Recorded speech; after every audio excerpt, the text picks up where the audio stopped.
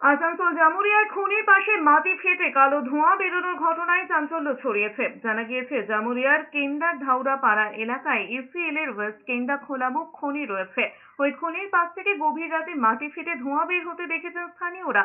তাদের অভিযোগ, এর আগেও খোলামুখ খনির আশপাশ থেকে কালো ধোঁয়া নির্গত হয়েছে। বারবার একই ঘটনায় চাঞ্চল্য ছড়িয়েছে। পুনর্বাসন নিয়ে তাদের আশ্বাস দেওয়া হলেও পুনর্বাসন পাচ্ছে না বলে অভিযোগ করছেন স্থানীয়রা। পরিস্থিতি সামাল দিতে ঘটনাস্থলে পৌঁছেছে জামুরিয়া থানার পুলিশ। স্থানীয়দের দাবি, অবিলম্বে পুনর্বাসন দেওয়া হোক। মাঝে মধ্যে ফাটল থেকে গ্রামে কালো ধোঁয়া ঢেকে যায়। মাটি দিয়ে ফাটল বোঝানো হলেও সমস্যার সমাধান হচ্ছে না। ধোঁয়া ছেয়ে যাওয়ায় অসুবিধা হচ্ছে বাসিন্দাদের। অনেকে শ্বাসকষ্ট হচ্ছে বলেও জানিয়েছেন। কেউ কেউ এখন পর্যন্ত অ্যাকশনটা নেয় নাই, ইসিএলও লিখে নাই।